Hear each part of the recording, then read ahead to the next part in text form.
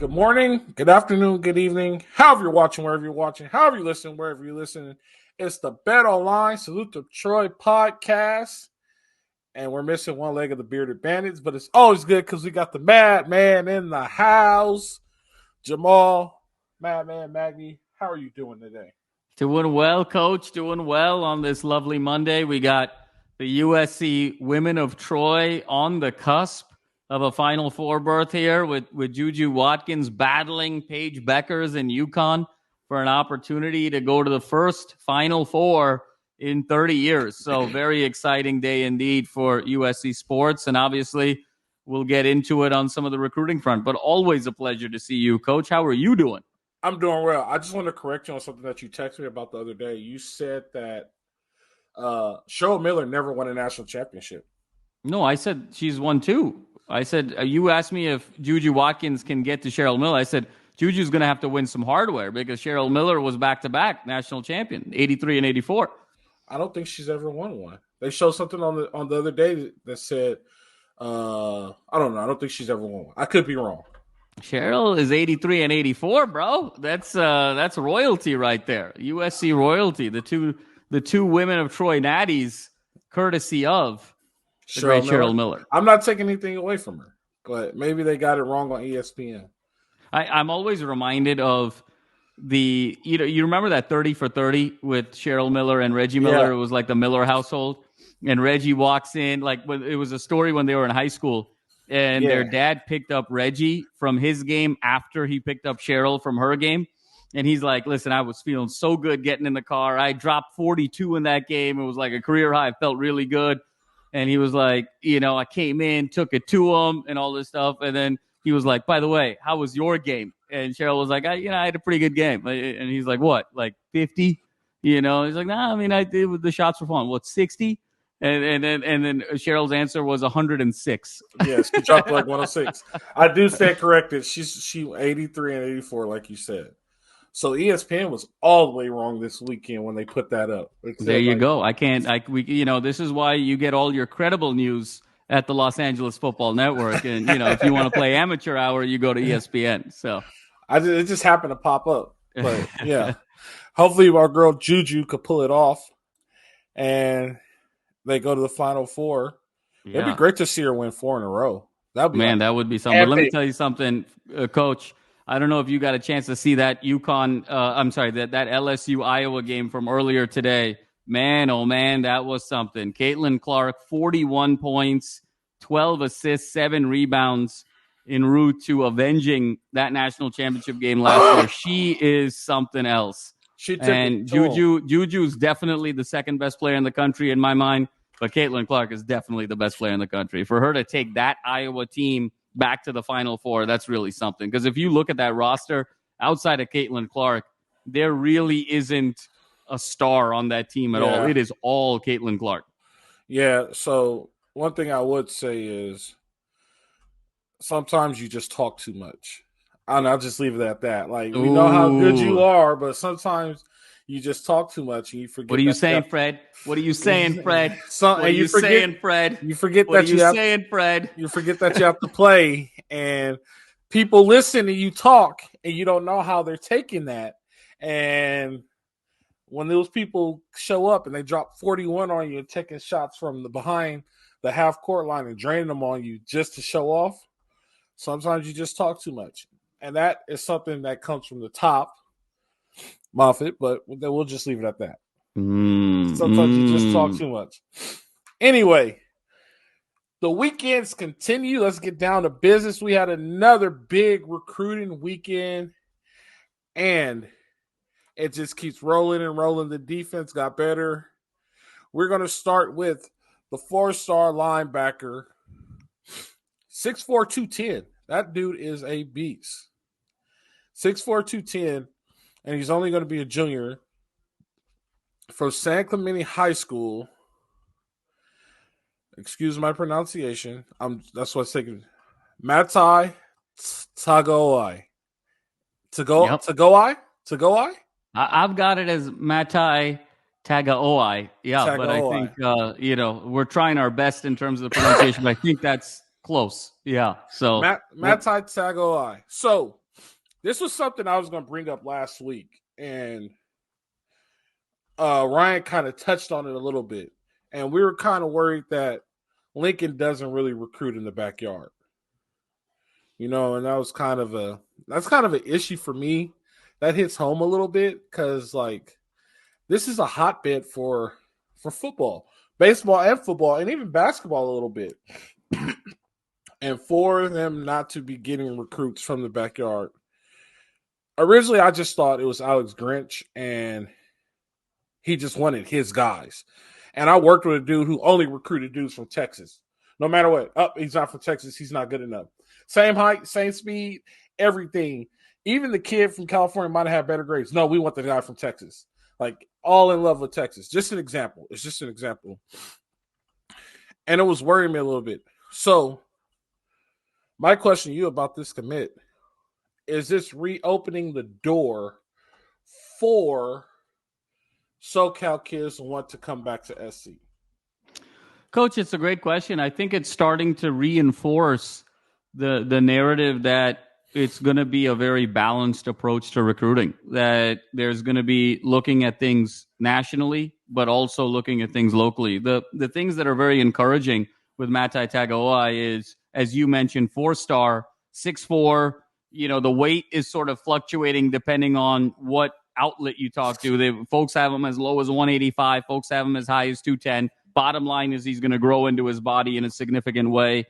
And he's from San Clemente High School, which my in-laws live in San Clemente, so I have a natural affinity for San Clemente. But let's not forget, the most famous of San Clemente graduates who had a decorated USC career was none other than Sam Darnold. And so the opportunity to kind of go back to a prior school where the program has had success, but also sort of reestablish that Orange County pipeline. We all know that Orange County area is really the heart of kind of Trojan Nation and the Trojan family. So many Trojans down in Orange County, between San Clemente, between Newport, Irvine, all of that area. And so when you talk about Mater Dei and you talk about, Los Alamitos and Santa Margarita and all of those big-time private schools down in Orange County, you think USC first. And so I think this is a nice point to sort of bring up, that it sort of solidifies that they are looking at that area and not just exclusively focused nationally. And Fred, this is now the fourth top 100 recruit that USC has been able to get in the class of 2025. We'll talk about the other one here shortly, but definitely a very nice sign, the mix between local and national. And I think it just speaks to how much these kids want to play for Eric Henderson and by extension, DeAnton Lynn. Yeah, and I understand that national recruiting is a thing now, right? Like, if you want to recruit, you have to recruit nationally. Like, you can't stay home. I get that, but I just me personally, I don't care if it works for Lincoln Riley. It works for Lincoln Riley, and if they win ball games, they win ball games. If it ain't broke, don't fix it. But me personally, I would like to see people from Southern California, because that's what I grew up with, right? That's what we grew up with. You see Southern California high school legends go to USC, become USC legends, and so it would be nice to see Southern California kids. The thing about it is, and it could be a gift and a curse. It kind of happened to Charlie Strong. Charlie Strong really did hit Texas hard. You know what I mean? He just wanted to recruit whoever he wanted to recruit. If Charlie Strong was winning, I don't think it really matters, right? Right. But Charlie Strong didn't win, and that was the issue. He didn't recruit Texas. So Lincoln just needs to be careful of what could come back to get him. Like, that could easily turn into he didn't recruit SoCal. That's why he wasn't good. You know what I mean? Like, you went all the other places and you didn't recruit SoCal. So that's the only thing I'm worried about. But right now, he's getting guys with size, speed, and can play football. Like, you remember we had this talk that his first year and last year too, they were getting a lot of 3-star guys, 2-star guys. And we were like, okay. But now, like, the bar's 4 and 5. 4 and 5 stars, and that matters. So that's something to look forward to.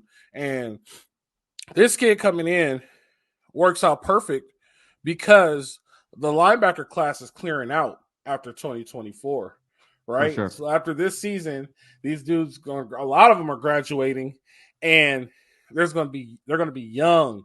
So you might see some portal guys come in like spring 2025, because of youth. But absolutely. But it's good for the growth, and we get to see Trojans develop. You agree? Absolutely. And I totally agree, Fred. I mean, you saw obviously Tack Curtis transferred. You've got a situation here where our man Shane Lee, termed out, and now you've got some veterans here with Mason Cobb. You've got some veterans here with Jamil Muhammad. You've got some veterans across the board that have one more year before they head off. You wonder what's going to happen with Gentry after this year in terms of what his options are going to be. So you want to get that cupboard ripe with depth yet again, and I think this is a tremendous get. The other thing that I'm very encouraged by, Fred, in terms of the conversation about local is with Tagoa'i, on the predictions, USC was over 90%, whether you talk about on 3 or 247. The crystal ball was 95% USC, single-digit percentage for the likes of a Utah, for the likes of a Washington, for the likes of a Texas. So this wasn't one of those where it was like 52-48 and he picks USC against a very strong contender. It really felt like USC was the only true favorite to land him. So not only did they land him, but it also seems like the favoritism for USC in this Orange County area with this particular prospect was very, very strong. And hopefully that now becomes a precedence for some of these other guys that are going to fall in line after him moving forward. I like to expand it anymore. I think it goes into LA County too. I still think SoCal kids want to go to USC. No question. No question. They just, for a while, I don't think we're given the opportunity to go. Yep. I guess you could say that. So I think they still want to go to USC. And like with this whole recruiting thing, it takes one kid. You get the right SoCal kid to commit to USC, and then all of a sudden they're all going to start. And the floodgates open. Yeah, It starts opening up. So, and there's no limits on scholarships anymore, right? So you don't have to sign to fill your 85. As long as you sign what you sign, you don't go over your 85, you're good now. So that's a good thing too. So it's good to see. I'm gonna butcher his name again. Come on, Jamal, help me out. Matai Tagoa'i. Yeah, coming up to the University of Southern California. Welcome home. We got a SoCal kid. This is a notch, but this one makes me feel happy. Out of all the commits, this one it shows that there's a little bit of hope, and we see some SoCal kids. So I'm good to see that. Moving forward on the defensive side, I'm gonna start with this. I should have started the show off with this. When we were hard on Lincoln Riley, you were one of the ones just saying it's time for him to show if he's going to do it or not. We're also on him like, why did it take this for him to do this and all that? But he's really improving the defense. I don't know if it's a DeAnton Lynn, like, hey, if you want me to come here, you need to fix this. Or if it's I want to keep this job. And it may be 50-50. It may be 60-40 or 59, 49-51. But he is really, really working on that defense. With that being said, he just signed 4-star safety out of Duval County, Hilton Stubbs, another safety. I'm a little worried now. And I'm going to tell you why. And the reason why I'm worried is because now the defensive backfield is really, really loaded. And when I say loaded, I mean depth-wise. Like, they're 3-4 deep in the defensive backfield. You got Ramsey, you got Humphrey. Is Humphrey a corner or is he a safety? He's a combo guy, but he's more corner. Yep. Okay. You got Ramsey, you got Humphrey, you got Beavers, you got man, I just wrote it down the other day. You got Branch. You got Branch. You got the 2 kids that committed the other day. Yep. You got and then you got Matt. You got Akili Arnold. But Akili Arnold will be gone. Yep. But so Fred, to that point, so will Ramsey potentially. You think so? I mean, if he has a good year, he could potentially be gone. Humphreys will definitely be gone. I'm just Arnold looking at it on. I'm just looking at it on paper, like where they are in class. Right. Yeah. You know Assuming guys who haven't termed out have the opportunity to come back. Absolutely. I mean, it's going to be loaded. There's no question about it. So the question is, how do you keep them there? You know what I mean? It's harder. It's harder to recruit a safety now at USC than it is to recruit any other position, right? I can even go recruit a quarterback, even though Julian Lewis is all in. I can go beat him out. I don't care. You know what I mean? Like, I'm better than him. Like, but a safety is like, you got 3 commits, and then you got 2 dudes that are really good, and then you got Branch that's coming back off injury. You got Beavers who just showed up and is really good. Like, we got an issue here. You know what I mean? Yeah.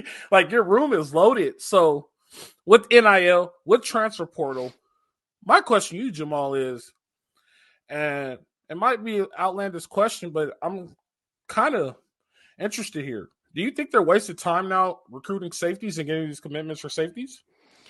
I think, Fred, the nature of the game now moving forward, if you're truly an elite program, I think you go in with an expected attrition rate.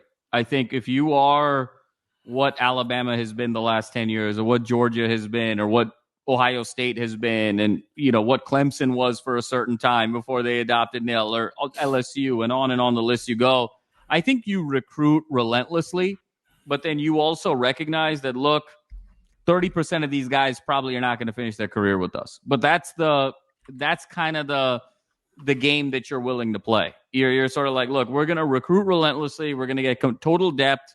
Things will happen. Transfers will happen. Injuries will happen. Unhappiness will happen. But we would rather go recruit 10 guys for different position groups, knowing maybe 6 or 7 are going to finish out and 3 or 4 are going to leave, than go less and assume everyone's going to finish out. Because the nature of this game, between injury, between money, if some other program is offering you big bucks, you're the 5th guy on a position group, and some other program comes in and gives you big NIL money.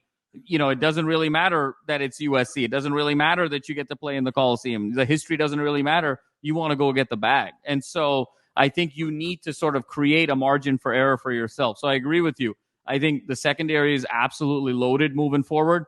Stubbs is going to have to sort of get into that fight. Now, granted, it is 2025. It's not this year. It's the year after this year. But I think if you're truly an elite program, you want to go in with, recruiting, knowing 30 to 40% of the guys that you're recruiting aren't going to finish with you. You know what model that is? That's Division II model of recruiting. So I'll give you an example, and we'll get to Stubbs here, but I'll give you an example. We will recruit and oversign kids, right? So say we're only allowed to sign 25. We'll sign 40, right? Because the attrition rate of Division II is crazy. Like those dudes roll through there like the freeway, like it's just constantly moving. So even though like in the spring our roster is full, when fall camp comes around, the roster is no longer full and everybody has a scholarship. I wouldn't be surprised if we start to see D2 coaches coming through the ranks have very much success at the Division I level. That's a great point. Yep. You know what I mean? Because like they're used to it. Like this is exactly how Division II coaching is. And probably 1AA also. Like you have to over project and hope it doesn't fail on you. But you have to, if you don't over project, you end up short and no depth, and your team is not very good. It's kind of like forecasting. When you over forecast for your monthlies, like, you over forecast a little bit, and if you do hit it, you're like, oh, that's not good. Right, exactly. But if you don't hit it, you're like, oh, I over forecast a little bit, we're good, we're fine. So it's kind of like that. It's the other point too, Fred, that you're bringing up. It's being ready for the attrition like we talked about, but then it's also depth. And one of the things that the difference between an elite program and a good program is depth. And I'll give you an example on our network. And it's the off season, so I'm gonna cross over here for a second. Obviously, we've got the UCLA show, the Bruin Bible. We talk a lot about UCLA football. We have Wayne Cook on the show very often. He's Rose Bowl quarterback for UCLA in the 90s. And he would always talk about that, hey, listen, in the 90s, even in the 2000s, UCLA 1, 2, 3 was really good at the positions. But the difference for UCLA to be able to get that 10 wins versus kind of being 6 or 7 was they had to get really lucky every year with injuries because the depth wasn't there. And when he was like that for UCLA to kind of hit it in a year, you got to be clean injury wise. Whereas USC football, you can have injuries and still survive because of the depth. The difference between USC football and UCLA football, if you look at the gap in terms of talent across the positions, like your top guy, your top 2 guys, your top 3 guys, that's kind of a comparable talent set, outside of the Reggie Bushes or, a Taylor Mays or just some unicorn. But by and large, 1, 2, 3 is pretty comparable. Where the gap exists is 4, 5, 6. Because 4, 5, 6 at USC is actually very close to 1, 2, 3. But 4, 5, 6 at UCLA, huge gap between who the 1, 2, 3 guys are. So in order to truly be an elite program, you have to have that depth and you have to be able to deal with the attrition. That's interesting. I want to talk to you about that. Not on the show, but I thought in the 90s, it was like, if you're good, real quick, and then we won't go down this road. But I thought in the 90s when it was the big USC UCLA, winner wins the Pac-10. If you were good in Southern California, it was take your pick, USC or UCLA. Like I thought all the SoCal talent was going to USC and UCLA. I thought they were equally matched at that time. Am I wrong? No, I think you're absolutely right. But I think some of the bigger hitters back then went to UCLA, and so it sort of created this competitive balance in the 80s and 90s. But even in the 90s, Wayne would talk about, hey, one year we went to the Rose Bowl, and the very next year we'd have 7 wins. And then the next year we'd be back in Rose Bowl contention and whatnot. And the only difference between the Rose Bowl year and the 7-win year was we got hurt and we just didn't quite always have the depth.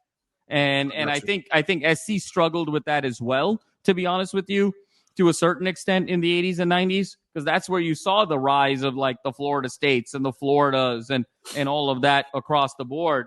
But I think that's also been exacerbated now in the 2000s and the 2010s. Because if you look at wide receiver, for instance, right, Fred, and then we'll get off this because everyone's going to crush me for talking too much UCLA on this show. It's all right, man. When you talk about, even if you look at the receiving corps today, right now, right, you got Branch, you got Deuce, you got Jacoby Lane with USC. If you look at UCLA, you got J. Michael Sturdivant, you got Logan Loya, you had Kyle Ford at one point. Like, that's a pretty comparable 1, 2, 3 in terms of kind of skill position. Where it's significantly different is when you go 4, 5, 6, 4, 5, 6. Even when you look at kind of running back, right? Like you start comparing, Joyner and, where the young kids who are with the TJ Harden, that's pretty comparable. It's then the depth. When you look at O-line, first 3, 4 guys, pretty comparable. And then you look at the depth. You look at the quarterback room. You look at the defense all the way across the board. So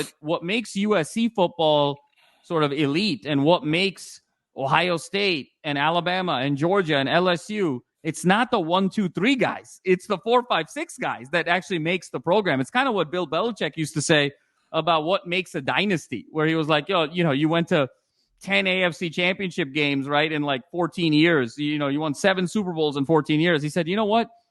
It's not or 7 Super Bowls in 20 years, whatever the number is. He's like, the dynasty is defined not by the years you won it all.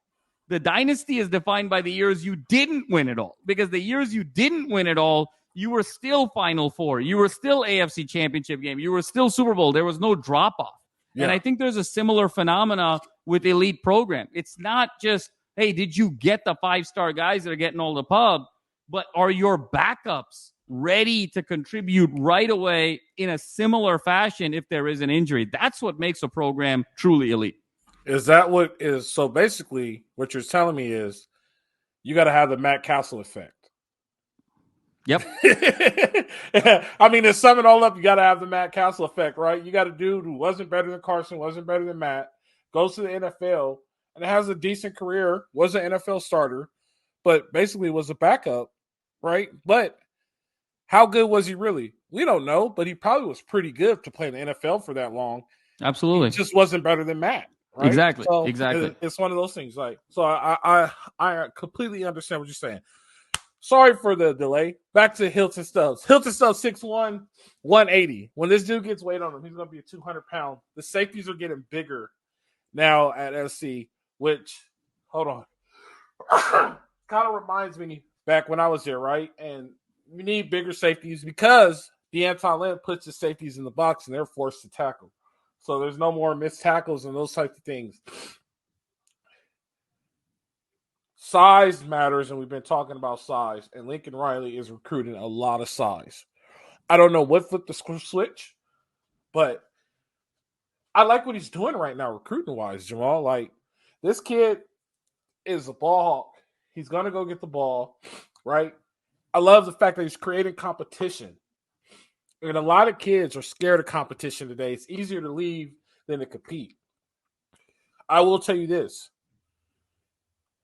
This class might win the national championship. And I'll tell you why. The people who stay weren't afraid to compete, and they dealt with adversity, and they could deal with anything. They could get through the changes. And no matter who you bring in, it's still my team, and we're going to do this. That also creates national champions. So anybody who stays from this 2025 class might be the national championship class. Hopefully we have a few way before then because we're talking 4 years on the rise, so that'd be 2029. But I could see a 2029, 2028 national championship because of what's being created at USC. Agree or disagree? No, I think it's a fair point, Fred. I think it's an absolutely fair point, and we don't have to look very far to look at an example of that. It just happened this year. Look at Michigan, 2023 national champions. Look at that class of 2023. Everybody forgets the freshman year, the first year of that class in 2020 was the COVID year. They went 2-4. Harbaugh was about to get fired. The program was in total disarray. Everyone said he's totally lost it. This program is in shambles. They may never get back. And from 2020 to 2023, they went to 3 straight playoffs and then won the national championship from where they were their freshman year. So I agree with you in terms of adversity has the impact of being able to create, what they say, no pressure, no diamonds, right? Yeah. And so that's really, this has the opportunity. If it could happen for Michigan, why can't it happen for USC? So I completely agree with you there. And Fred, to your earlier point about what has changed, I think with Lincoln Riley is, I think there's an acknowledgement that he can't just outscore his way to a national championship. Let's look at, he's had 7 years now as a head coach, 5 at OU, 2 at USC. His first 3 years as a head coach at OU, they went to the college football playoff all 3 years. Now, they didn't win a game in the college football playoff, but they went every year. His last 4 years, 0 college football playoff appearances. Okay, so he inherited an incredible situation with Bob Stoops, had a lot of talent around him. Stoops kind of set it up very nicely in terms of succession planning, and he thought he could just sort of outscore his way with the likes of Mayfield, with the likes of Murray, with the likes of Hurts to be able to make it and win a national championship. And then you realize once Bob Stoops goes away, once that succession plan goes away, it's not that easy. You actually have to coach both sides of the ball. And it's not just an OU thing because he came to USC and the same thing happened. And I think his first year at USC was actually very similar to his first few years at OU, where, again, it was an 11-win team, almost made the playoff, almost won the Pac-12. But you and I both know that was kind of smoke and mirrors, right? There were a lot of close games there. There were a lot of holes there. Every ball bounced SC's way early in the season to be able to set themselves up. 8-5 now became regression back to the mean. And I think he realized, look, I'm 7 years into this thing. This is year 8 now. If I don't get it right now with 2 premier jobs, OU and USC, I'm probably never going to get it right. And so I think there was a real looking in the mirror, a lot of self-awareness, realizing I got to be more holistic. I got to be more well-rounded. I have to have more respect for the other side of the ball, even though the offensive side is my specialty. So in that regard, you have to give him a lot of credit because that's not easy. Putting the mirror in front of yourself and saying, hey, I've had a lot of success doing what I've been doing, but how do I actually get better? There's a glass ceiling here. And by all indications, he's done that. Now, it's one thing to get a few recruits. It's one thing to hire a few coaches. Check, check, check. He's had an A+ off season. Now it's got to translate on the field. Yeah, 100% definitely has to translate on the field. And he's doing great with the recruiting trail as of right now. And, I'm from Missouri. You got to shut me first. Like, we can get excited now, which we all have every right to get excited now. But eventually, you got to pay the piper, and we expect results. Because, just like I told my family yesterday at Easter dinner, I said, SC will be on the check, just on the field with a check, just like they were at College Station with their thumbs up, ready to go get the next guy easily. Like, hey, we got to get this guy. Hey, here's your check. So we got to be prepared. We got to keep on moving, man. We got to keep pushing forward. And the key is don't be complacent, right? You can't say, hey, we got a great 2025 class. We're good. No, we got to do it 26, 27, 28, 29. Like, we got to keep this thing revolving. Because there are a lot of coaches, and just in case Lincoln walks, we got dudes behind them, and hopefully Lincoln puts in a very good succession plan for them. So that's where I am on that. That's how I feel today. Jamal, you got anything else before we wrap this thing up? No, obviously we're down one bandit here of the bearded bandits, and just FYI, we've actually had some representation from Ryan. There was an NIL event for Juju Lewis today down south, so Ryan was off attending that and making sure LAFB was represented there. So a very, very valid excuse why Ryan's not here, and I'm sure he'll be joining us on Thursday to keep the conversation going. But, Fred, there's just sort of a magic here with all three of us. Even in the offseason, it feels like there's always something, and you and I can belt out a half-an-hour episode in our sleep, my friend. Hey, just to let you know, I'm going to talk a whole bunch of shit to Ryan. He just doesn't know. Like, damn, Ryan. As you should. Big time now. All right. Yeah. I didn't know. Like, I didn't even know we're allowed to hang out with you. You're in the upper class. Like, damn, all right. So definitely. Man, I appreciate you, man. We always have fun. I know this wasn't a topic where we could get into real deep discussions like we normally do, but still enjoy it. I love this so much. How about we come back and do this again on Thursday? How's that sound? Phenomenal idea. Thank you. Definitely. Guys, we appreciate you. Thanks for watching. This has been the Bet Online Salute to Troy podcast. You guys know how it goes. Live free. Fight on.